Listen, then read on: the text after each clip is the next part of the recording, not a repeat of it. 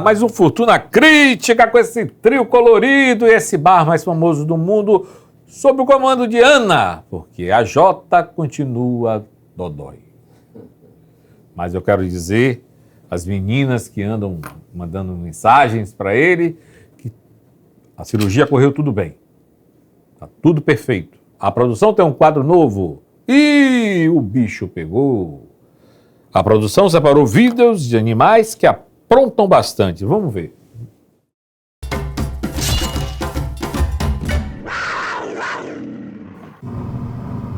Quando você está no lugar errado, na hora errada. Nossa Senhora.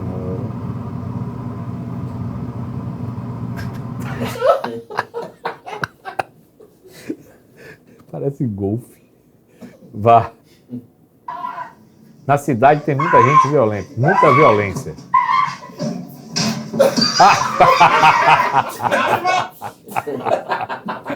É o galo, é? É o galo. O galo é danado, né?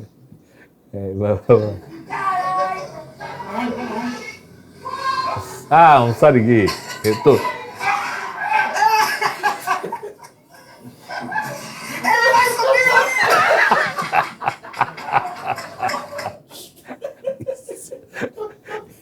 Eu ando perseguindo um sarigui lá na Praia do Forte, mas não estou assim desse jeito, não. Mas vamos lá.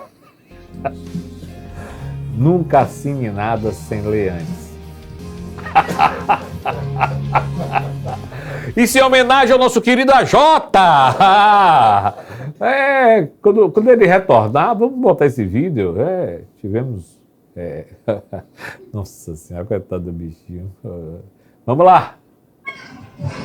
Vou adotar um gato para acabar com os ratos em casa. O gato está desesperado.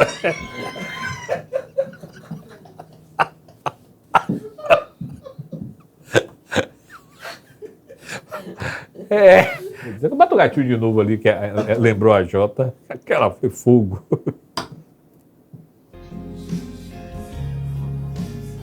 Olha a Jota aí, tá?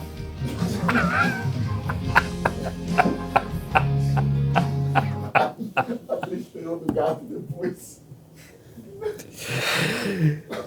Ai, eu não sei.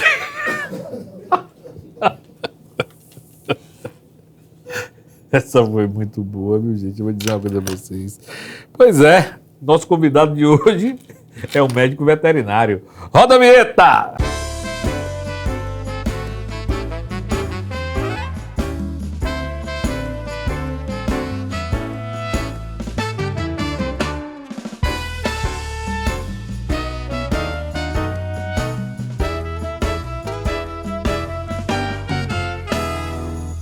Hoje nós vamos conversar e falar sobre cuidados com os pets. E o meu convidado é o médico veterinário Alain Pazian.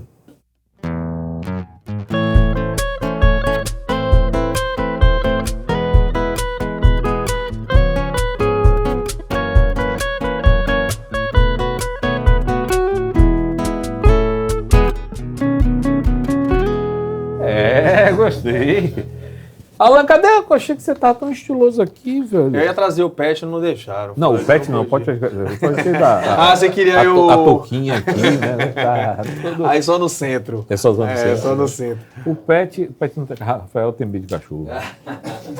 Aniversariante. Mas a minha velhinha, 18 anos, ia trazer aqui pra ficar no colo. 18 anos? 18 anos. Em idade... 126 anos. 126 anos. São 7 multiplicado por 1, né? Cada ano. É melhor deixar em casa, né? Muito ano, né? Deve dormir um bocado. E ronca pra caramba. Não, roncar não, mas dorme bastante. Dorme bastante. Eu faço as duas coisas, durmo e ronco. Segundo minha filha mais nova, que está fazendo medicina, ela... Quer dizer que o seu Flamengo esse ano ganha todas, né? Flamengo? Quase isso. Seu Vasco, vascaíno. Sou um Vasco de criança, né, mas apaixonado pelo Bahia. Né, apaixonado pelo Bahia. Ô Isis, quando for assim, pode chamar mais de um, viu? Tem que ver logo quando o cara é Bahia, né, Sandrinho? A gente percebe. Não tem como não se apaixonar por Bahia, né? Você vai no estádio, você já vira Bahia, né? O pior que o adversário nosso, que é o Vitória, não tem estádio, né? Eu fui lá. Você teve coragem? Eu estive lá em 98 e a gente ganhou de lá de 3-2 na final. Já era uma visão de que a pandemia iria chegar, né? Foi provocado, nasceu lá. Você é paulista e veio morar aqui na Bahia? Sou paulistano, vim morar aqui na Bahia. Paulistano? Tem já, desde quando eu tinha 18 anos de idade, né, vim pra cá. Meu pai veio transferido. Paulistano torcendo pro Vasco. Né? Morei no Rio também. Morei no Rio na infância, dos 2 aos 9 anos de idade. Esse processo de morar em várias cidades, né, através de meu pai, que sempre administrou hospitais em determinadas regiões, fez com que a gente conhecesse grandes cidades, né? E quando criança, eu cheguei a escolher o Flamengo por nem saber quem era Flamengo, mas quando eu estava jogando Flamengo e Vasco, aí na torcida do Flamengo eu perguntei pro meu pai, quem é o adversário? Aí meu pai falou, é o Vasco. Comecei a gritar Vasco na torcida do Flamengo. Aí a gente saiu todo mijado do estádio. Ela mijava no copo e arremessava lá do estádio. E aí a partir daí eu comecei a torcer pro Vasco. Né? E eu acho que eu sempre fui do contra, acho que por conta disso também. E em São Paulo eu tinha uma simpatia pelo Palmeiras, porque com a camisa do Vasco você entrava no estádio do Palmeiras com a camisa do Vasco. E aí quando eu vi pra cá, o filho da mulher de meu pai, né, ele é Bahia, doente, e começou a me levar pro estádio, e a partir daí eu comecei a torcer pro Bahia, né? Então o Vasco, ele é a minha torcida de criança, mas eu hoje sou muito mais Bahia do que Vasco. Ainda mais agora com o City comprando tudo. Agora hoje eu estava até falando com o meu funcionário, amigo, né, colaborador, que o Bahia já colocava a gente no estádio quando não tinha nada, só tinha torcida, né? Agora não dá menos de 100 mil dentro daquele estádio, né? Agora só cabe 50. Não, vamos fazer uma ampliação. A galera vai começar a brigar para ver quem entra no estádio primeiro, né? Eu acho que até a torcida do Vitória vai para pegar autógrafo. Para pegar autógrafo. Para tirar uma foto. É possível, é possível. Qual foi a contratação que o seu time fez? Zapata. Quem? Zapata. Quem é Zapata? nós estamos para contratar quem mesmo? Eu falei o nome ontem. De Bruyne, daqui a 50 anos. Ele vem. Daqui a 50 anos. Como foi que decidiu se tornar veterinário? Veterinário é a paixão de infância. Né? Desde que eu me conheço por gente, eu sempre gostei de animal e sempre tive uma simpatia muito grande por bicho. Essa palavra ele morde para mim não existia. Essa palavra aí? Ele morde, não existia. Não. Eu sempre vi um animal e eu queria pegar de qualquer jeito. E às vezes, né, eu me via já quando o dono do animal, né, falava assim para mim, ele vai morder, eu já estava fazendo carinho. Era pastor alemão, era vários animais, eu já estava fazendo carinho. Então eu não tinha esse medo, né? E quando eu fui crescendo, essa vontade, ela sempre foi fomentando, até que houve a oportunidade de eu fazer a faculdade de veterinária. E aí foi seguir o sonho. Que legal. Quais são os principais benefícios de ter um bicho de estimação em casa? Olha, primeiro que quem tem um pet em casa lida muito melhor com o ser humano. Porque você ter um ser totalmente diferente da gente e você tem amor a alguém que não tem nenhuma semelhança a você, você já é uma outra pessoa quando você lida com a pessoa com seu semelhante. Ter um animal dentro de casa é você ter um amor incondicional por alguém que você nunca viu e que ele te ama da mesma forma que você ama ele. Mas eu vi que o sentimento é recíproco. É uma relação que não tem explicação. Inclusive Né? ele sonha com o dono. Eu falo da minha filha Mel, né, que é a minha de 18 anos, eu também tenho o Merlot, mas a minha paixão realmente é Mel. Existe uma diferença, né, de amor. e que você não consegue se ver sem. É um sentimento tão grande e que você sabe que ela vai antes de você e que você não consegue se ver sem aquilo que viveu a vida toda contigo. Imagino. Então, ter um pet em casa é um sentimento de compaixão, né? É um sentimento de... Você tem uma criança especial dentro da sua casa para o resto da sua vida, né? Até o período que ela sobreviver, né? Mas ela depende de você 100% para tudo, né? Para colocar água, para colocar comida, para dar carinho, para dar amor, né? Para levar ao veterinário, para passear. Então ele necessita da sua presença, né? Os animais podem ter efeito terapêutico, sim, isso eu sei, em pessoas com depressão, né? Então, pessoas depressivas ou pessoas com qualquer outro tipo de problema, elas se apegam ao animal com um benefício muito grande como tratamento. Sim. Porque muitas vezes ela vê no animal aquilo que falta nela, né? Que é a questão do companheirismo, que é a questão da carência, que é a questão do amor próprio. Então, ela acaba se socializando ao que o animal sente, ao que ela também sente. Então, é uma troca entre elas e um apego muito grande. Ter realmente esse lado de um animal... Eu já tenho um primo meu, que ele é cego, e ele já teve vários cães guias, né? E que realmente, não só nesse benefício do animal levar ele para todos os lugares, mas a companhia que você tem do seu lado o tempo todo, né? Então, e acaba sendo muito mais, nesse caso, muito mais a responsabilidade do cão lhe orientar para onde você vai do que você conduzir para onde você vai. Então, é uma relação de confiança, né? Tanto de você nele como ele em você. Deposita É total. muito grande, é fantástico. E como ele assimila a responsabilidade que é. Né? Sim, como ele se coloca como responsável, Sim, né? É. E protetor. Tem aquele também que a pessoa começa, acho que tem uma tontura, alguma coisa, ele vai pegar... E avisa também, avisa. Ele percebe. Quando a casa está pegando fogo, ele vai lá e ele acorda. Então, realmente ele é treinado, né, para determinadas situações, mas ele assimila todas as situações que possíveis podem acontecer para lhe salvar. Agora é engraçado que eu vi um vídeo essa semana passada que pensa que é fácil adestrar, né? Ou preparar um cachorro. Aqui é cachaça não, né? Hein? Água, né? É água, né? Hein? É água, não é cachaça não, né? Se quiser cachaça, Ana pega cachaça para... Quer alguma coisa? Um whisky? Não, água mesmo. É? Alguma coisa especial, a Ana ali prepara. Tem Obrigado, sempre ali Ana. uma fórmula, uma alquimista. E aí o cara mostrando, pensa que é fácil preparar o cão guia, por exemplo, ou esse que eu falei que vai pegar o remédio, aí dá um trabalho danado, eles até condicionar o animal é trabalhoso. O animal ele aprende por repetição. Sim. Então, quanto mais você repete, mais ele aprende.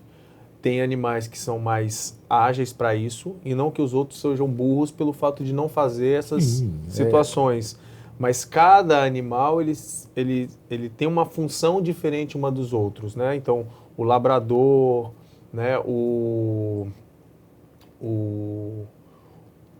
collie, tem algumas raças específicas para determinadas situações como essa. Tem outros que acabam sendo cordeiros, né, que cercam animais como boiada, né, para que eles acabem entrando. Mas no caso do que você está falando aí, é alguma coisa genética? Tem relação. Tem relação. São feitos estudos, assim como em humanos, né, feitos nos animais, e aqueles que têm determinadas situações de expertise são utilizados para determinadas coisas. Ou são geneticamente transformados para que eles também sejam utilizados para aquela função. Certo. Qual é o caso que a turma tem preconceito com gato?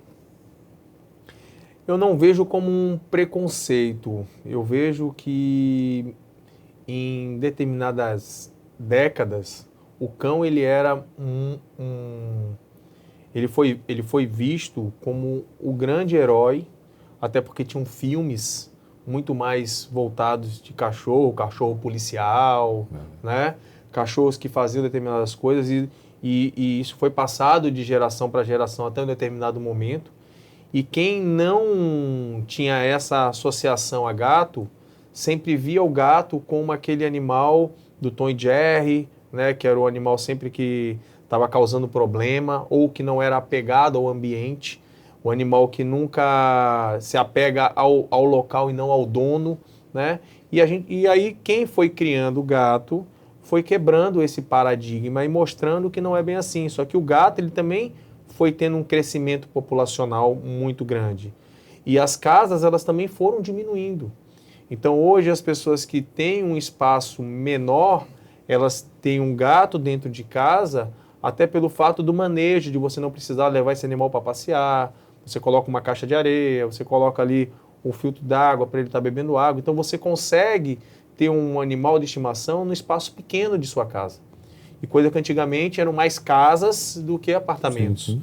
Então a evolução ela foi vindo e foi quebrando esse tabu de que o gato era o vilão, né?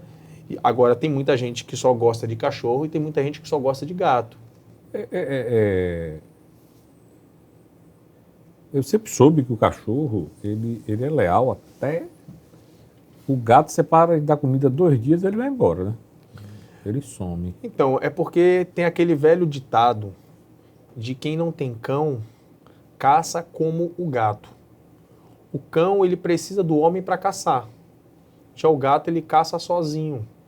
Então, se ele não encontra o alimento, ele vai buscar em outro lugar. Mas ele não volta? Não, ele volta. Ele volta para o local, mas ele volta para buscar comida, né? Se ele não encontrar, ele acaba ficando por onde ele estava. Então, ele mesmo vai buscar o seu próprio alimento, ele vai caçar o seu alimento. Ele é independente nisso, muito mais do que o cachorro, né? O cachorro, ele é mais dependente. O cachorro, ele fica naquela casa, mesmo muitas vezes em situações de abandono, porque ele também não é tão ágil como o gato. O gato tem a sua estrutura física totalmente diferente, né? O gato, ele consegue saltar do chão para o teto de uma forma que você não acredita, né? Ele olha para cima e vai. Né? O cachorro, ele olha para cima e fica. Toca a escada, né? Ou então vai pegar a escada, exato. Então a agilidade, a estrutura, a sua anatomia é totalmente diferente. Né? É verdade. Os cachorros são mais carentes do que os gatos? Carentes. Não, eu acho que os gatos, alguns gatos, eles são mais ariscos. Mas a carência todos são carentes. Todos querem carinho, né? Talvez uns menos, assim como alguns cachorros também não são tão voltados para o carinho, como o gato. Mas o gato, ele é tão carinhoso quanto o cachorro, do jeito dele, né? O gato, ele procura o carinho, e quando ele não quer, ele está lá no canto dele. O cachorro, você chama, ele vem. E aí você pega e dá carinho. Às vezes ele fica ali lhe chamando. E o gato do mesmo jeito, ele fica ali roçando, ele passa a sua perna, ele vem aqui, monta e vem no seu colo. Então todos eles, quando querem carinho, eles buscam. Sim. Então todos eles são carentes. Não vejo diferença na sua carência, não.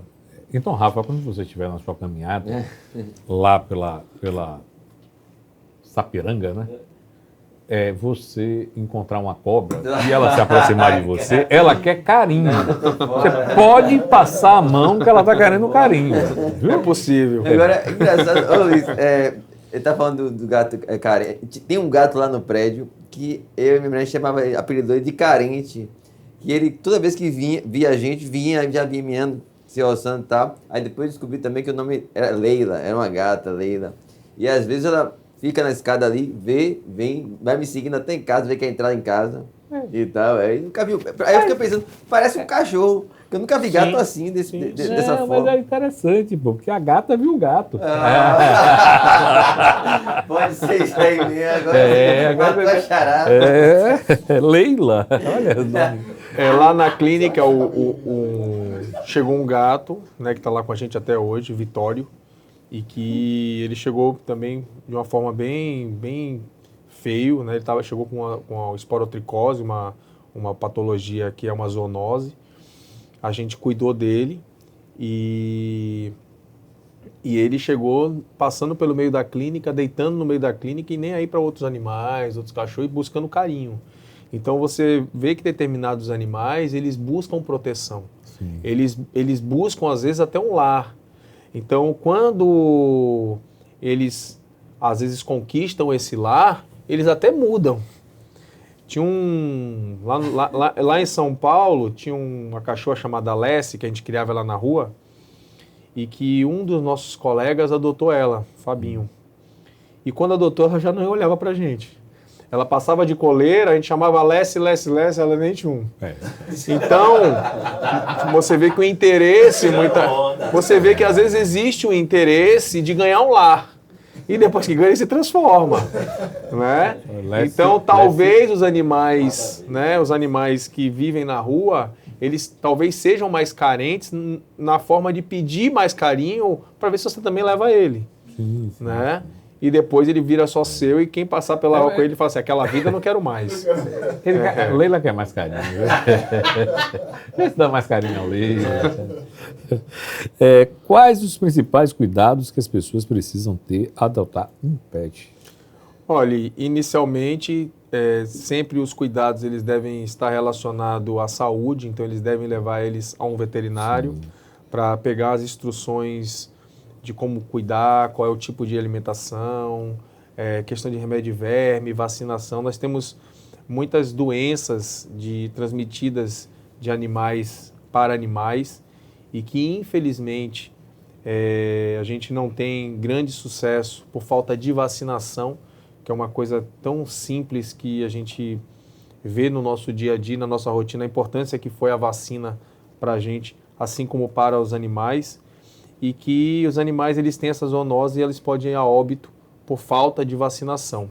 Aqui no Brasil, os animais eles são livres de algumas doenças como sinomose e parvovirose através da vacina e muitos animais não são vacinados. Né? Então, a vacinação ela é extremamente importante e eu levo ela como algo inicial para que você tenha um animal em casa. Né? Vacinação.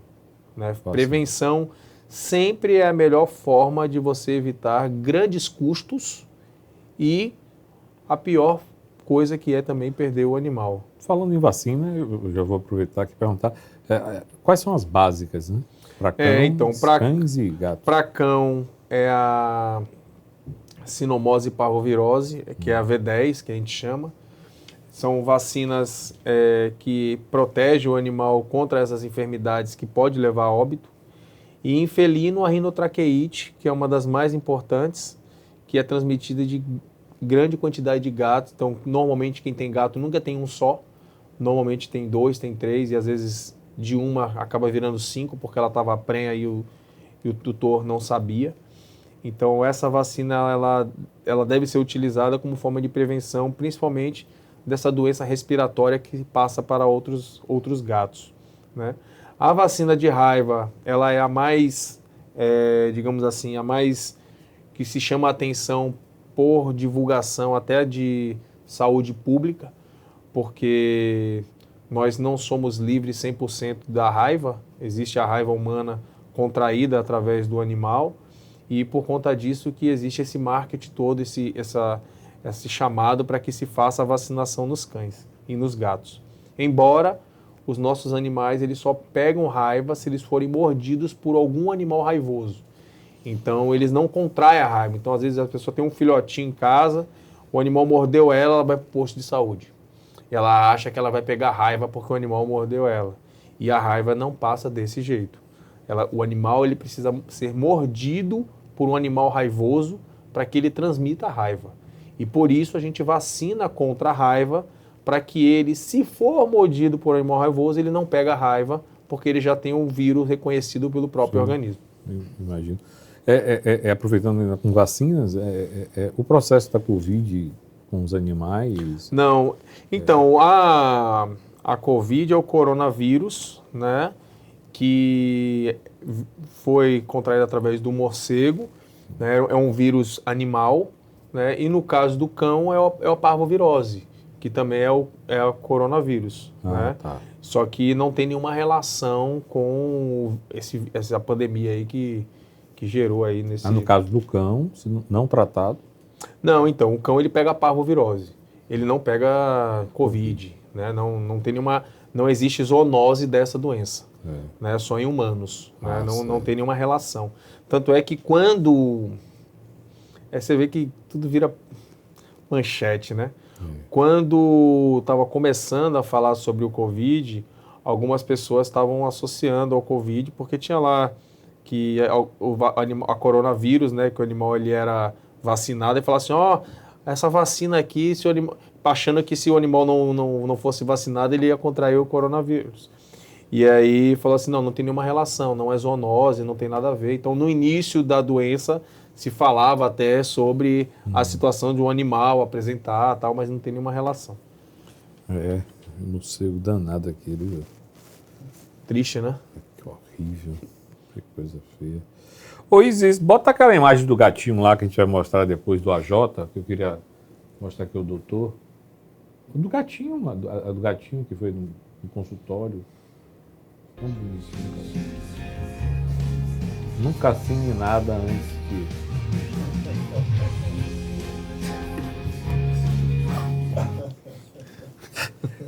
Aproveitando a imagem, qual a importância da castração para a saúde dos animais? A castração ela é saúde pública, em primeiro lugar. Quando a gente castra o animal, a gente evita maus tratos, a gente evita abandono, né?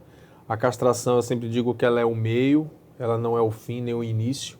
Ela é um programa de saúde e que ela é extremamente importante não só para a prevenção de doenças, mas também para a questão da reprodução e a multiplicação em massa.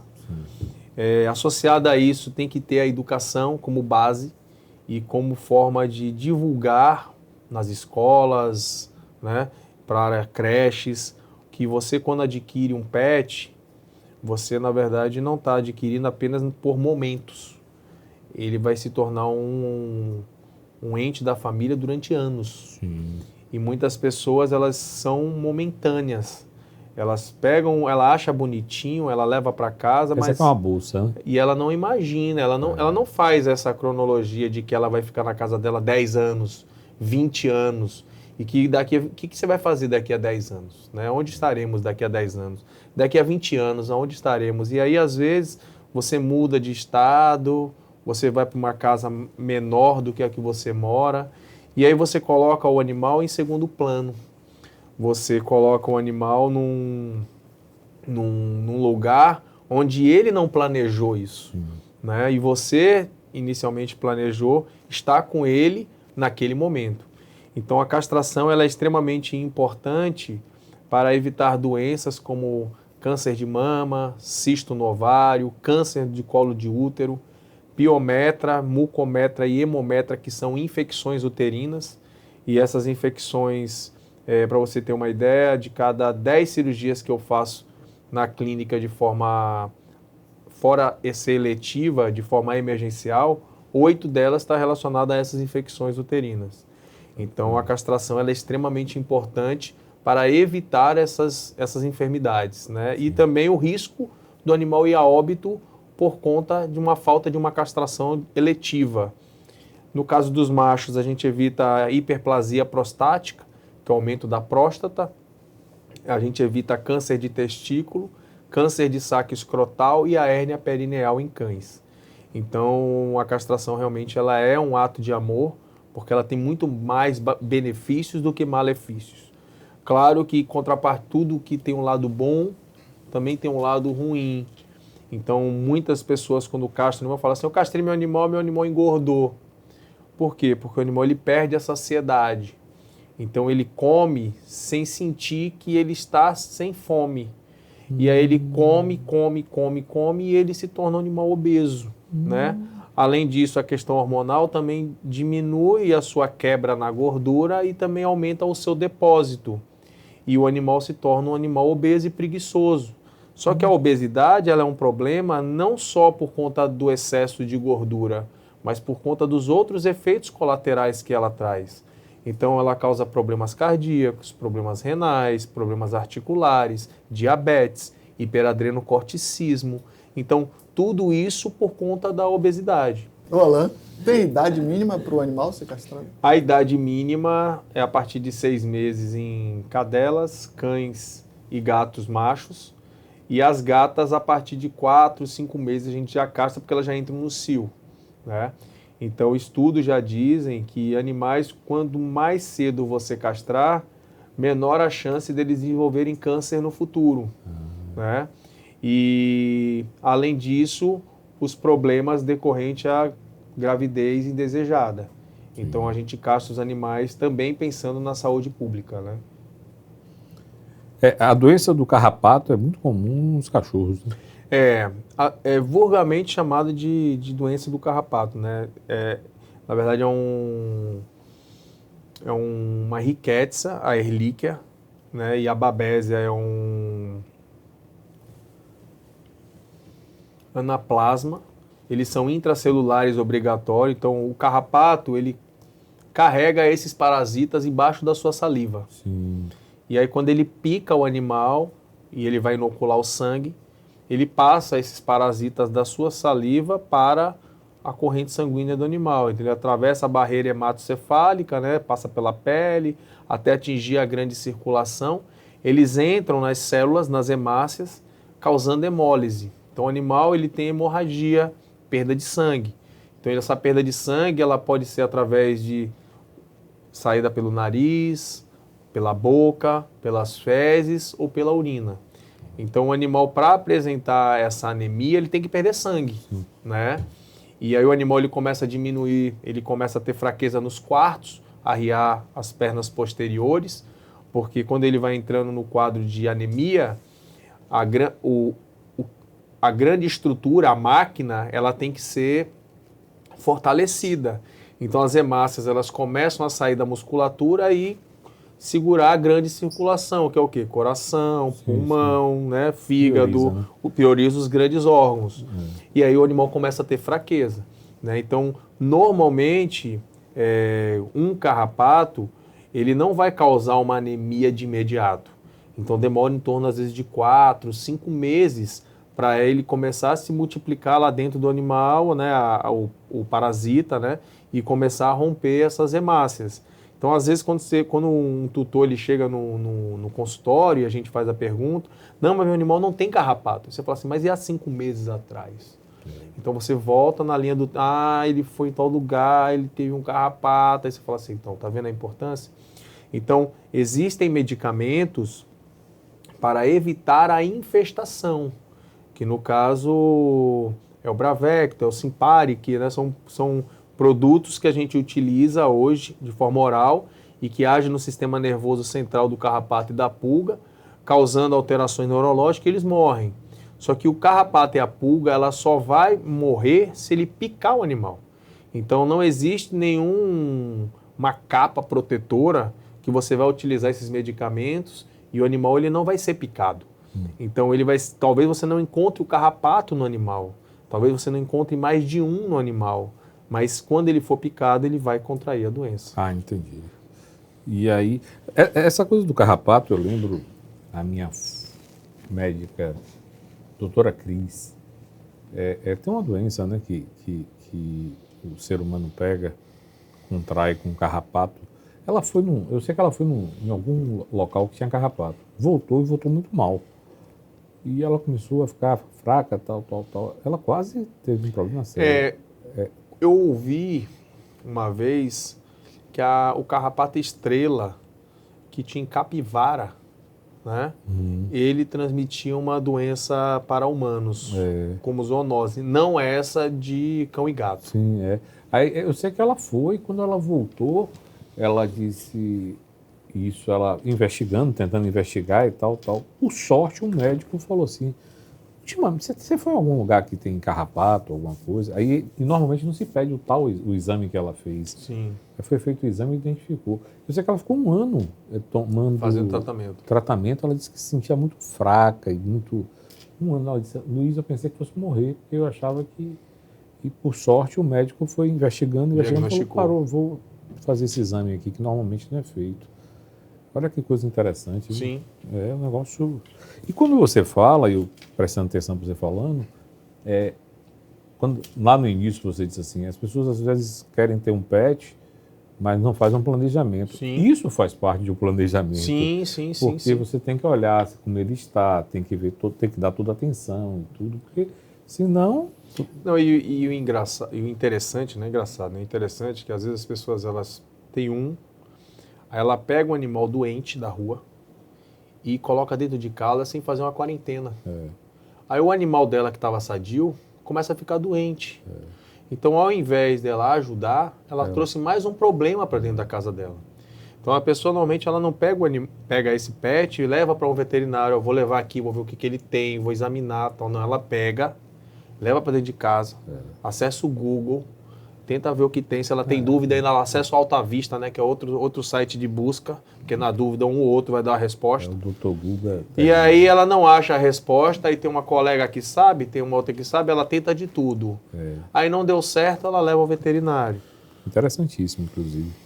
Quais as principais doenças virais em pets? É parvovirose e sinomose. Essas são as mais letais, digamos assim. Né? Tem leptospirose, mas leptospirose é mais em regiões com alagamentos, né? Que os ratos... Sim, os ratos. Você vê a Estação da Lapa, né? Onde tem aquela ratoeira toda. Então, em alguns locais que ainda não existe um controle como deveria ser, existe maior risco, né, do animal contrair a leptospirose. A leptospirose é contraída através do xixi do rato. Sim. Né? Do qual o animal acaba tendo contato e pode passar para o ser humano também. Eu imagino Nova York, né, que tem a maior população de rato do mundo. Sim. E o rato ele é um animal extremamente inteligente. Né? Existe um efeito guarda-chuva, né? Que aqui eles ainda utilizam, mas em determinados lugares esse efeito ele não funciona mais. O rato, antigamente você colocava chumbinho, né? Que é o veneno vulgarmente chamado aí, 1000 gatos, enfim. A pessoa coloca e aí ele comia e morria. E aí o maior, porque quem sai para comer não é a ratazana, não é o maior. Quem sai para comer são os filhotes. Se ele não voltar, eles não voltam lá para se alimentar, para comer aquilo. E o rato ele se multiplica onde tem alimento. Então ela consegue multiplicar sabendo que tem comida sobrando. Se tiver escassez, eles param de se multiplicar. E aí começaram a criar anticoagulantes, né? Um veneno, esses azuis, né? Esses mais sofisticados, que você coloca no ambiente, o rato ele sai, pega, come, aí volta e ele começa a causar hemorragia interna. Então o rato ele morre na sua própria casa 3, 4 dias depois. E aí sim você consegue matar todos, porque ele volta e aí os outros começam a ir para esse local para comer. Mas lá em Nova York, esses aí já nem funcionam mais. Já são outras sofisticações. Devem usar porque eles Google, Deve se comunicar de uma forma inteligente. Seu irmão usa celular e tudo. Usa celular e tudo. Os animais também precisam cuidar dos dentes? Precisam. É outra forma de profilaxia, né? De prevenção de doenças. Olha a foto. Aí é um antes e um depois, né? Você vê que ele tinha um dente já solto, tecido ali, e que foi extraído. Então, dente mole não precisa ficar na boca, né? E nem dente com o cálculo segurando o dente. Então, quando a gente faz esses dentes da frente são os primeiros a cair. Porque se esse animal ele tivesse solto em uma floresta, ele estaria fazendo a dilaceração da pele de um outro animal. Então ele estaria utilizando os dentes da frente para arrancar algo, né? E esses dentes, como eles comem ração, então ele só abre a boca, mastiga uma parte com os dentes posteriores e engole a maior parte, porque o alimento ele já vem praticamente mastigado, né? Isso é ruim um pouco para a dentição dos animais, mas o ideal realmente é a escovação e que quase ninguém faz, até porque, primeiro, os animais eles não acostumam a fazer, então os animais eles não deixam ao longo do tempo. E outra que tem gente que nem escova o seu, quem dirá o do outro, né? E aí então acaba ocorrendo esses problemas. É verdade. E a profilaxia ela vem diminuindo doenças. Quais são essas doenças? Problemas renais e problemas cardíacos. Inclusive Então, nas pessoas as também. bactérias, né, que ficam alojadas na boca em grande quantidade, elas são engolidas através da saliva. O rim acaba filtrando essas bactérias. Muitas delas atingem a grande circulação, chegando ao coração, ou se alojando no próprio rim. Então, os pequenos animais, Yorkshire, Poodle, Shih Tzu, né, animais de pequeno porte, eles têm mais tendência a esses problemas por conta do tamanho da sua dentição, que são menores. E a formação de cálculo é muito maior e por conta disso esses problemas. Então o tutor normalmente ele só leva à clínica quando o animal já está com mau hálito ou quando o animal já está com dificuldade de mastigar. E não como uma forma profilática de evitar realmente as doenças. É como você falou, né? Imagine se ele não vai ao dentista. Exato. Todo mundo sabe que precisa de dentista a cada 6 meses, ou pelo menos deveria ter essa orientação. Sim. Né? E se ele não vai cuidar do outro da mesma forma. Rapaz. Educação sanitária, né? Isso que eu ia perguntar agora, a higiene previne algumas doenças nos pets, né? A educação sanitária, inclusive em todas as áreas, eu acho que isso seria acho que o melhor dos mundos. Que cada área deveria ter, pelo menos na faculdade, uma área social, no qual um semestre você ensinaria determinadas escolas, comunidades, como prevenir doenças. Então, dentista em determinadas regiões mostrava como lavar a mão, né? Questões de higiene, escovação de dente, a melhor forma de escovar o dente. Então, a indústria farmacêutica, né? Ela exige que você não ensine, para que as coisas cada vez mais você se torne dependente de medicamentos. E eu acho que a prevenção faz exatamente ao contrário. Você vive dependendo menos de medicamento porque você previne para não utilizar.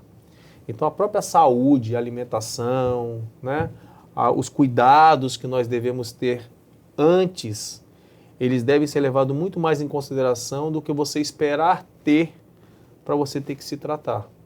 Né? Então, todas as áreas deveriam ter formas de você... Educação financeira, né? Então, acho que todas as áreas deveriam... Porque, assim, nós só sabemos sobre a profissão quando a gente cursa ela. Sim. E o ideal seria que nas escolas cada um pudesse passar um pouquinho cada profissão até para escolher aquilo que ele quer ser. Porque eu tive a sorte de saber o que eu queria desde o início. E para mim foi mais fácil a minha escolha. Mas tem muita gente que não sabe o que escolher ainda. E aí cursa isso, chega na metade, não é isso. Cursa outra coisa, não é isso. Então, às vezes, ele se sente desestimulado porque ele tem uma visão do que seria aquilo na vida dele e não tem nada a ver com o que ele achava que era. Né? Então, eu tenho um pouco dessa visão sobre a educação porque ela é prioridade. E ela não é vista dessa forma, né? Ela é vista como secundária e não como prioridade primária. Até pelos entes públicos mesmo. Sim. Os gestores não enxergam assim, né? Agora mesmo... Enfim. Os pets também sofrem de tumores. Quais vocês mais costumam operar? Tumor de mama, Mama, né? né? Mama Tumor em baço, intestino não tanto. É mais tumores subcutâneos de pele, né? E tumores de mama e de baço, são os mais comuns. E também tumores testiculares, também a gente também vê com frequência. São os mais encontrados. E a eutanásia, quando é que é indicado? A eutanásia é um tabu, né? Essa semana mesmo, teve uma senhora que ela levou um cachorrinho já na fase terminal. E as pessoas, elas olham a eutanásia não como um início de um tratamento. É um tratamento definitivo, mas é um tratamento de salvação. Sim. E muitas pessoas, elas olham como a morte, como um fim, como ela estivesse fazendo a pior coisa do mundo dela, que é matar o animal. E esse sentimento de egoísmo, né? De muitas vezes não querer fazer porque não vai ver mais, né? Acaba sofrendo não só o animal, mas a família, que acaba não fazendo aquilo que se precisa ser feito. A eutanásia ela deve ser feita de forma responsável, né? Ela deve ser decidida realmente por não ter mais jeito, porque realmente eu não me considero alguém que pode dar fim a uma vida, né? Eu não me acho a pessoa mais preparada para isso. Mas em determinadas situações, como humano, a gente olha o outro ser e fala assim, esse ser não tem condição mais nenhuma de vida, porque esse ser, ele não vai sair da onde ele está. Ele só vai sofrer, vai definhar e vai morrer sofrendo. Então a gente consegue salvar para que ele não sofra mais.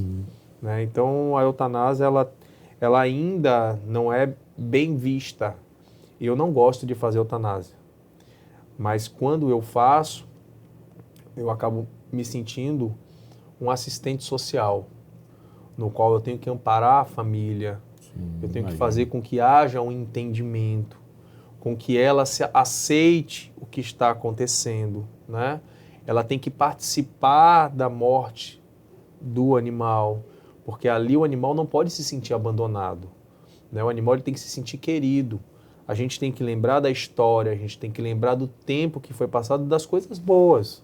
Ali é um momento onde a gente está decidindo algo para que ele siga, para que ele continue, né? E para que ele se cure daquilo que ele está tendo, né? Então eu não vejo como um fim, mas não é fácil você lidar com a eutanásia, principalmente por sentimento. Eu já fiz eutanásia em animais que a mãe já tinha falecido, o animal era da família, e na família eles viam a esperança da mãe. Olha. Então, eu chego até a me arrepiar, porque você se envolve com a história. Sim. Né? E quando as pessoas às vezes chegam até mim buscando a solução cirúrgica e eu dizer tecnicamente que não tem mais jeito, não é fácil. Não, é bastante. E eu me sinto incapaz muitas vezes por não ter mais o que fazer. Então é triste, não é fácil. É envolvente, né? Você se envolve com... Porque todo mundo que está ali, ninguém queria fazer aquilo, a verdade é essa. Mas a gente faz realmente porque é necessário. E em humanos, infelizmente, não se faz, né?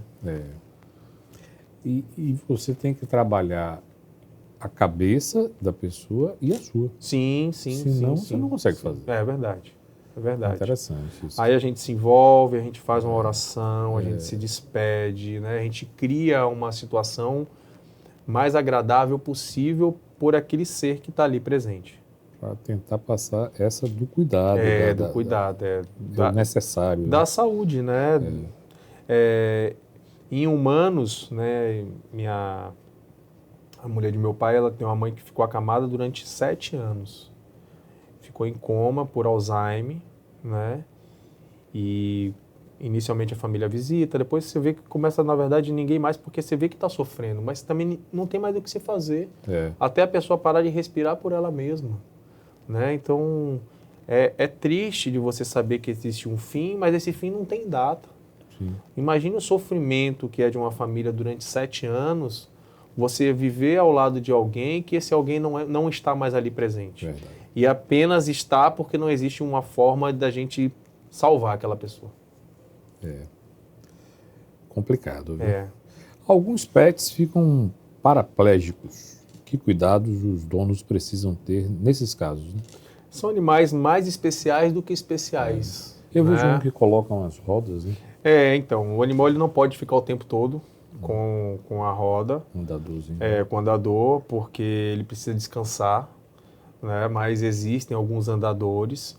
Tem até um vídeo na internet que de um abrigo onde tem vários animais paraplégicos, aí abre as portas assim, sai todos para passear, né? Um vídeo bem interessante e que acho que tem mais de 50 animais nesse lugar.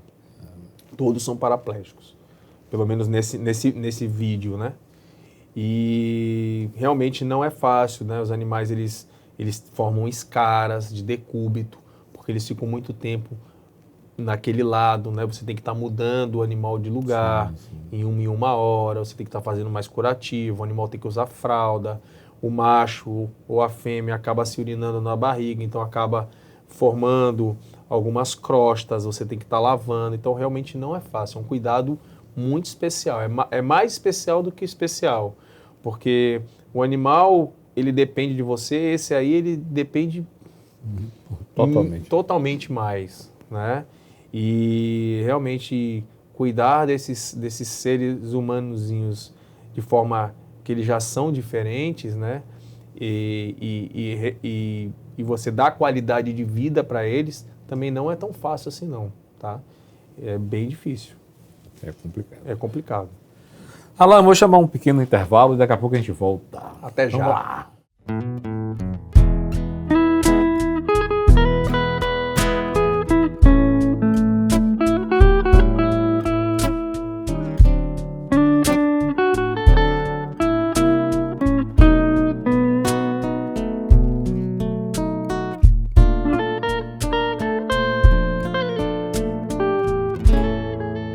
O Fortuna Crítica continua, mas antes, curta o vídeo, se inscreva no canal e compartilhe o nosso conteúdo.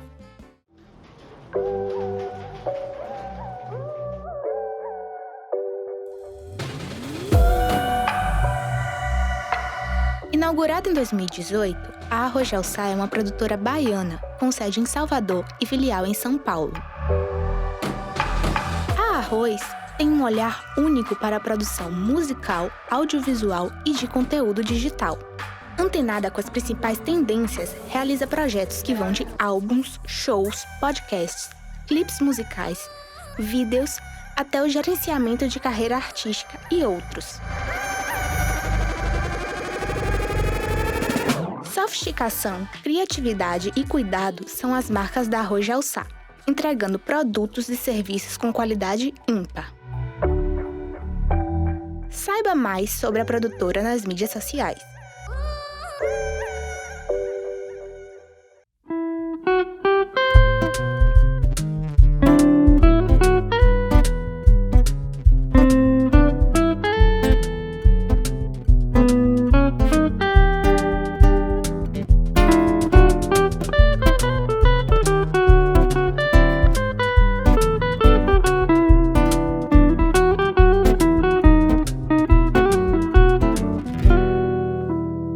Olá, vamos lá. Estamos de volta aqui com o Dr. Alan Pazian. Tudo tranquilo agora, né? Tudo tranquilo. Quer beber alguma coisa? Não, tô satisfeito. Satisfeito. Doutor, vamos lá seguir aqui. Quais os principais erros que as pessoas cometem na alimentação dos pets? Olha.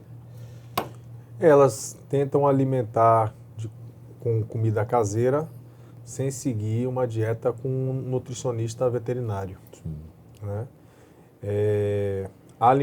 A ração, ela, para algumas pessoas, ela é mal vista, mas ela veio com a praticidade, né? Que é você não precisar ficar fazendo a comida do animal o tempo todo. Antigamente, minha avó, ela fazia a comida dos cães dela, né? E a gente cresceu vendo os animais comendo comida caseira. Depois veio a industrialização, hoje são formatos em grãos, mas a comida caseira, muita gente dá bofe, né? Dá alguns alimentos que não é visto como nutriente. E isso muito mais prejudica e enche a barriga do animal como se ele fosse comer algo nutritivo do que realmente fazer bem. Então, a ração ela deve ser no mínimo de qualidade, já que o animal come todo dia a mesma coisa para a sua vida toda. Então a gente pode ter um mau hábito de comer um lanche, né? Comer determinadas coisas com muito azeite, mas é uma vez ou outra. A gente não come todo dia esse tipo de dieta. E para os animais a mesma coisa. Então tem algumas rações de combate que elas têm pouco valor energético e proteico, e isso faz com que o animal às vezes tenha até alterações como hipoproteinemia, que é falta de proteína, por conta dessas rações que a gente chama de combate. Né? São rações com um valor um pouco mais barato do que o normal. Eu assisto, vejo no Instagram, né? Aí o pessoal coloca lá a vasilhinha com a ração, aí o cachorro fica olhando.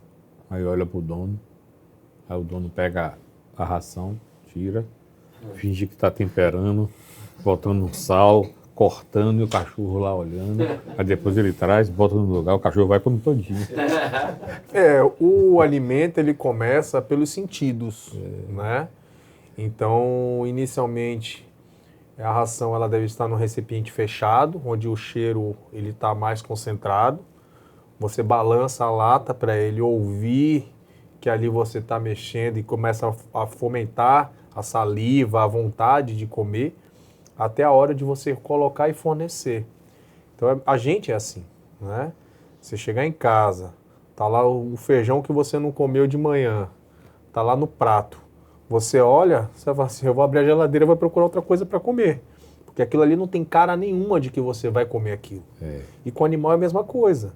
Então, se ele não come, você tem que tirar. E não deixar o alimento ali o dia todo. Não vai comer, vai ficar 3 dias a comida ali para o animal comer. Então, perde a proteína, perde carboidrato, perde todos os nutrientes que a ração deveria ter para fornecer ao animal, porque se degrada com o calor, né? Por ela não estar no recipiente fechado. Então, o animal ele deve comer algo todo dia da forma correta, através desse fornecimento fechado e não aberto, né? Se você deixar ali o tempo todo, não tem proteína mais nenhuma. Inclusive, a ração ela vai perder suas proteínas e o animal vai acabar comendo apenas salgadinho, né? No qual ele vai comer e vai defecar sem absorver nada daquilo ali que ele comeu. Tem alimentos proibidos para os pets? Tem a uva, né? Tem algumas frutas proibidas, né? Chocolate, né? O animal ele não tem algumas enzimas e por conta disso ele não consegue metabolizar e que se intoxica. No caso da uva, ela é ácida, né? E o animal ele pode desenvolver um problema renal por comer esse tipo de fruta, cebola, alho, né? Tem gente que adora temperar o alimento do animal com alho, com cebola, que também são extremamente tóxicos, né? Então, por isso que muitas vezes na recuperação do animal, fala assim, coloca um pouquinho de sal, né? Não deixa sem sal também, porque comer um negócio sem sal é horrível, né? Na comida do hospital, coloca um pouquinho de sal, mas nada exagerado, mas não coloque nenhum outro tipo de tempero, porque pode intoxicar o animal. Então, se você quer ajudar, você acaba atrapalhando. Como saber se os pets ou o pet tem uma alergia alimentar? Normalmente eles vão apresentar coceira, né, algumas lesões de pele. A alergia ela pode ser por várias coisas, né? Nem sempre a alergia do animal está relacionada à alimentação, né? Ele é um dos fatores. Pode ser alergia a picada de pulga, pode ser alergia a produtos de limpeza, pode ser alergia alimentar, pode ser alergia a picada de inseto. Então, o animal ele vai desenvolvendo algumas alergias e aí para você descobrir, você tem que entender o que é que causou aquilo. Então, é muito mais a observação do dono. Então, o animal ele não fala, né? Quando ele chega na clínica, que a gente faz a anamnese, se o tutor ele não tem todo o cuidado que ele faz com o pet, a gente não consegue chegar ao diagnóstico. Sim. Porque muito das informações ele traz. Ele já diz para a gente o que é que está acontecendo. E diante das patologias que a gente conhece, a gente chega ao diagnóstico. Sim. Minha cachorra mesmo é atópica, né, Merlot. Ela é atópica, ela tem alguns momentos de crise. O maior órgão do corpo é a pele, né? E a pele ela deve ser tratada com muito cuidado, até porque, embora ele não seja um órgão vital, mas é um órgão onde o animal sente muita dor, ele sente incômodo, né? Ele sente aflição. E você vê o animal ali se coçando o tempo todo, né, com aquela lesão de pele, ele começa a se ferir também. Então, é uma preocupação muito grande com a pele. Então, muitas vezes as pessoas, primeiro elas procuram um shampoo, procuram algum produto que vai aliviar o animal. Ou entra com algum medicamento no qual ela sabe que vai tirar a coceira, mas tem os efeitos colaterais. Então, sempre eu digo para levar um veterinário ou um especialista, no caso um dermatologista veterinário, no qual vai avaliar o animal de uma forma muito melhor e vai chegar ao diagnóstico também. Alain, agora eu vou lhe apresentar meu amigo Pedro. Cadê você, Pedro? Oi, Luiz! Oi, doutor Alain! Estou aqui! Oi. Tudo bem? Tudo bem, Luiz. Você Tudo está bem. apresentável hoje. Gostei da sua camisa. Você também está bem, né? Elegante. Tem que estar apresentável na frente de vocês dois, né? Mas eu soube que você tem um gato. Eu tenho 2 gatos. 2 gatos. 2 gatos. 3. Mas o terceiro me bloqueou, então não quero mais conta desse. Agora, deixa eu te falar uma coisa. Deixa seus gatos longe de Rafael, viu? Por quê? Porque Rafael parece que é um imã para gato. Eu não sei o que é que ele tem aí, que os gatos e gatas... Gostam deles? Mais as gatas e os gatos. E aí, Pedrinho? E aí, Me Luiz? conte aí o que é que nós temos hoje no UFC News. O UFC News preparou uma matéria sobre os pets. Os perrengues, o que os pets passam nos perrengues nesse calor, que o ano todo que acontece aqui, né, na nossa Bahia, né? Então, bora nessa. Vamos lá. O verão é a estação que mais exige cuidados com os animais de estimação. Nessa época do ano, os cães e gatos podem sofrer com a elevação da temperatura, já que os animais não fazem troca de calor da mesma maneira que os humanos. Animais que apresentam focinhos mais achatados do que as demais raças têm mais chances de apresentar hipertermia, o aumento extremo da temperatura corporal que pode causar grande desconforto. Os pets cardíacos também sofrem mais no calor, mesmo tomando a medicação corretamente. As altas temperaturas descompensam o funcionamento do coração, que começa a falhar e pode ocasionar a formação de um edema pulmonar. O calor também pode ser fatal dentro dos automóveis, onde a temperatura pode ultrapassar os 70 graus e muitos pets são esquecidos por seus donos e não sobrevivem. Além disso, o verão favorece a proliferação de pulgas, carrapatos e mosquitos, que podem infectar os bichinhos. Faça chuva ou faça sol, cuidar dos pets é essencial. Esse foi o UFC News de hoje. Até a próxima! Tem que ter cuidado com os pets, viu? É legal isso aí, eu gostei. Eu tenho 2 gatos e a gente se preocupa sempre com calor, né? Que acontece. Pedrinho, Oi, perguntas? tenho. Diga. Eu queria saber do Dr. Alain, os pets podem ter dermatite por conta do calor? Pode. Pode. Queimadura, né? Queimadura? Queimadura, Até porque o coxim, que é aquelas almofadinhas que os animais têm Debaixo da pata. entre os dedos, ele normalmente é o que mais queima, né? Tem um horário que os animais devem estar mais livres, antes, não dispostos ao sol, que é mais pela manhã, antes das 8 horas da manhã e depois das 16 horas. Fora isso, esse horário é crucial em o animal apresentar qualquer queimadura. A gente sempre brinca, né, que o tutor poderia colocar uma sandália no pé do animal e ele andar descalço no horário que não deveria andar, né? E sempre uma garrafinha de água também, porque os animais eles sentem muita sede nesses períodos. Sim. Né? A maioria das pessoas gostam de animais exóticos também. Então, animais muito peludos. Então, é extremamente importante não expor esses animais muito ao sol para que eles não aumentem a sua temperatura e eles tenham convulsão, uma hipertermia hiperglicemia, né, hipoglicemia, e que possam até convulsionar em locais públicos. Meu gato mesmo ama beber uma água gelada. Sempre me pede água gelada. O seu gato bebe água gelada? Bebe água gelada, ele me pede água gelada. É bom? É bom, é bom. Bom.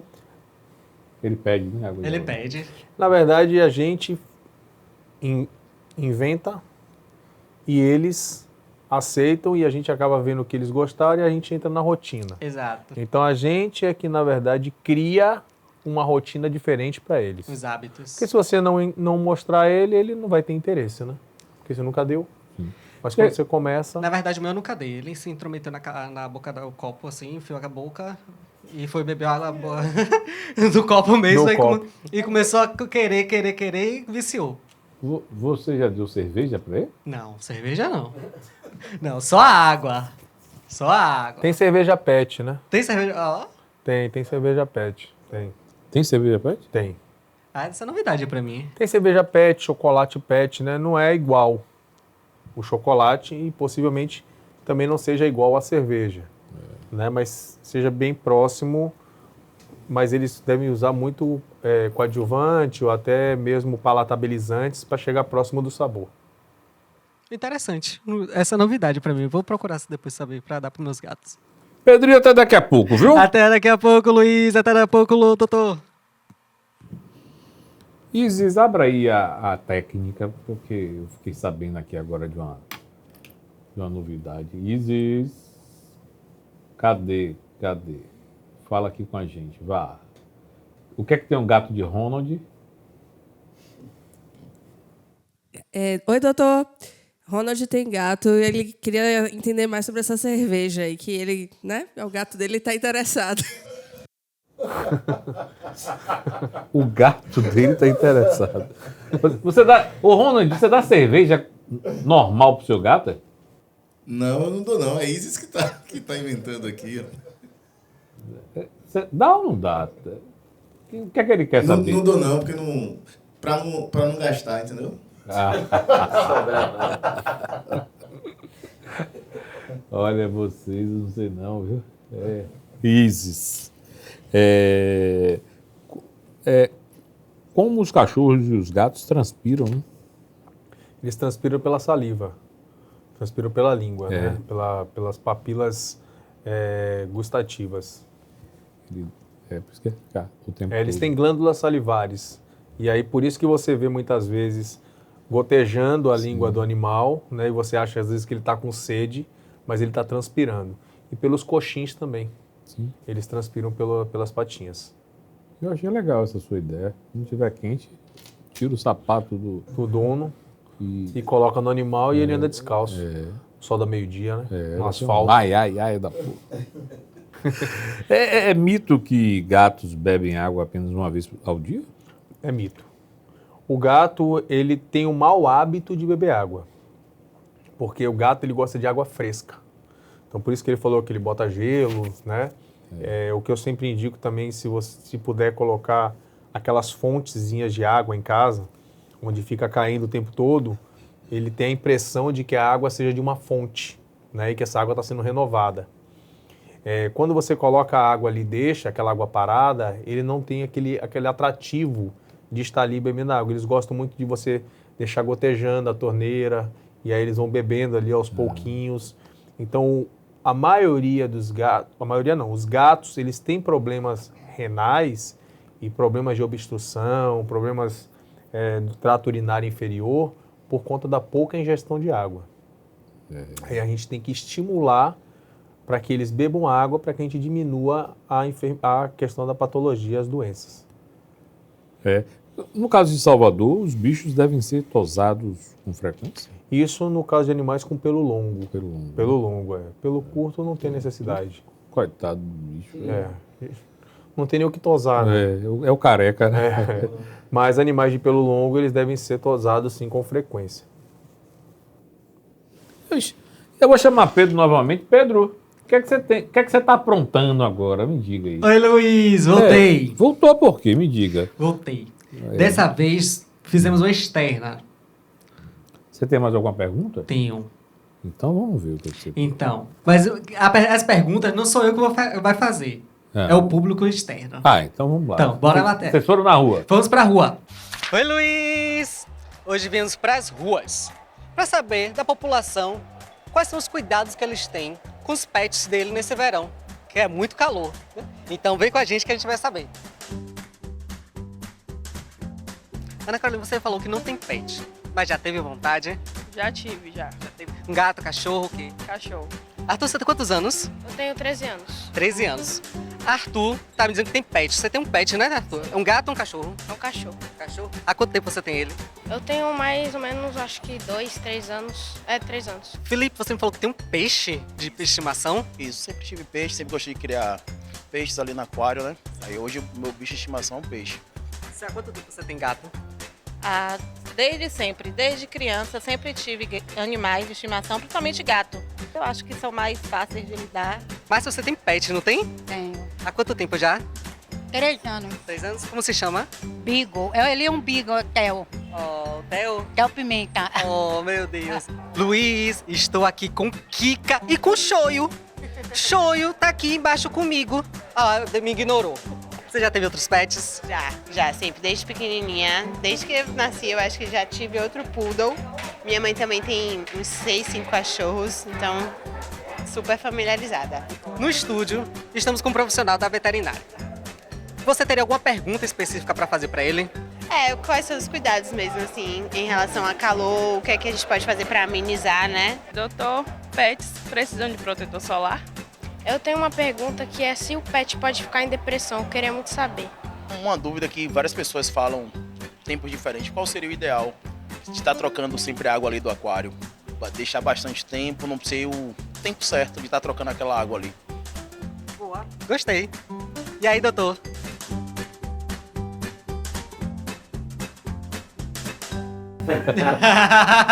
E aí, né, doutor? Faz uma pergunta agora. Quais foram? Bora lá. Bora lá. Eu tenho aqui. Os cuidados no calor, como amenizar? Primeiro, a questão do horário, né? Antes das 8, depois das 16. Sempre fornecendo água para o pet, para que ele não fique com sede e não tenha o que beber. Essa é a primeira. Hidratação sempre. Tem protetor solar para pet, sim. Né? Esse protetor, ele é principalmente para animais de pelo curto, tá? Para animais de pelo longo, ele fica um pouco colado. Ainda não chegaram ao ponto de um protetor adequado, né? Mas tem protetor para pet, sim. A terceira foi, pet pode ter depressão? Olha, eu acho que em determinados momentos, sim, mas é difícil o diagnóstico, tá? Mas tem depressão, sim. E a quarta é, quanto tempo troca a água do aquário? Olha, vou ser sincero, de peixe eu não entendo nada. Não sei nem para onde vai, né? Mas na faculdade, né, quando a gente teve uma matéria que a gente cuidava da questão do peixe e a gente tinha que saber a questão da qualidade da água, que era o pH, né, questão de temperatura, a gente trocava a água uma vez por semana. E essa água a gente trocava sempre 30% da quantidade do aquário. Você não pode tirar muita água que está no aquário, porque esse animal ele pode morrer por conta da qualidade da água que já existia. Então, você não pode mudar muito o pH e a questão da quantidade de uma para outra. Então, uma vez por semana era o adequado que a gente fazia. Agora, eu não sei se isso a gente fazia como estudo, experimento, porque era um período semestral. Sim. É bom, né? É bom responder direito, porque você viu o tamanho do Felipe, né? O peixe dele morre, eu tô frito e você também. O Felipe chega aqui, o meu peixe morreu, o doutor não está, sobrou para mim. Né? Mas realmente eu não sei dizer de fato qual é o tempo adequado. Melhorou? Melhorou. Ó, Felipe, um cachorrinho que o doutor responde. Um gato. E você escolha na rua, pelo amor de Deus. Né? Vai ter próximo, a gente vai escolher. E o que é que eu faço com você agora? Agora até a próxima, Luiz. Tchau, tchau, doutor. Tchau. Rapaz, você vai falar do peixe, o peixe do homem morre. Olha, rapaz, ai, cuidado com o calor aqui, ó. Quanto tempo troca a água? Não sei não. Que cuidados animais idosos precisam receber? Você bem que sabe aí, cada... Animais idosos, eles recebem um carinho diferente, porque eles passam a maior parte do tempo dormindo. Então você tem que estar sempre acompanhando para ver se ele realmente está ali precisando de alguma coisa. Muitas vezes, essa observação, você consegue saber se ele está bem, né? Então ele tem que estar respirando, né? Uma das coisas importantes, o animal idoso. O animal idoso ele também deve ser levado ao veterinário com mais frequência. E qualquer sintoma diferente do que ele apresente, você deve recorrer ao médico veterinário de imediato. Foi o que eu falei, né? Para mim acaba sendo mais fácil, porque eu trabalho com isso. Então, eu pegar meu pet e levar para a clínica, eu estou levando ela para o meu trabalho. O animal de uma outra pessoa que trabalha em outra área, quando ele fica doente, nem sempre ele tem o tempo de levar naquela hora, né? Mas o tempo ele é crucial para a vida. Sim. Porque uma diarreia, um vômito num animal idoso, para você conseguir recuperar essa hidratação, demora muito mais tempo do que num filhote. Então, qualquer alteraçãozinha para um animal idoso, ela é crucial para a vida dele. Então, observação geral. Tanto é que quem observou dessa última vez de Mel não foi nem eu. Foi Lívia, que trabalha lá em casa. Mel não chegou na cozinha para comer, ela falou, Mel não está bem. Eu peguei e levei. Então, nem sempre você vai observar. As outras pessoas que estão no meio também, elas vão sentir que está faltando algo, né? E aí, essa hora, você não pode, é assim mesmo, tá ficando velho, é coisa de velho. Ninguém morre de velho. Todo mundo morre de alguma doença, né? A velhice, ela faz parte do tempo, do processo, mas ninguém morre de velho, morre de doença. Com que idade um pet é considerado idoso, né? A partir de 5 anos de idade. 5 anos? Já é considerado idoso. Muito rápido, né? Para nós, né? Tanto é que a partir dessa idade a gente já começa a fazer outros exames sem ser só exame de sangue. Já começa a fazer ultrassom, já começa a fazer eletrocardiograma, então começa com outros acompanhamentos. Qual a importância da chipagem de pets? Chipagem de pets, a gente conversou sobre, sobre esse assunto, né? Então, aqui em Salvador, foi implementado pelo Assemineto, se eu não me engano, e ele fornece, nas campanhas de castração pela prefeitura, um microchip para colocar nos animais. O grande problema não é o chip, o grande problema é o leitor, porque nem todos os lugares têm o leitor desses microchip. E aí o que acontece? As pessoas que chipam o animal, elas acham que é um rastreador. Então ela fala, perdi meu animal, não tem como eu rastrear? Fala assim, não, isso não é um rastreio. Isso é apenas uma identificação. Então no microchip vai um código de barra e através desse código de barra vem um registro no computador de todo o histórico de quem é o responsável por ele. Tá. Né? Então, as pessoas quando falam chip, pensam que é um identificador no qual você vai rastrear ele. Eu perdi meu animal, vou aqui olhar, ele está em determinado lugar da cidade. Não, não é isso.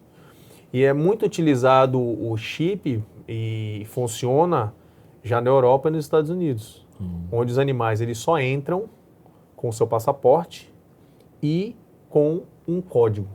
E esse código é o registro dele pro resto da vida. Sim. É interessante isso aí.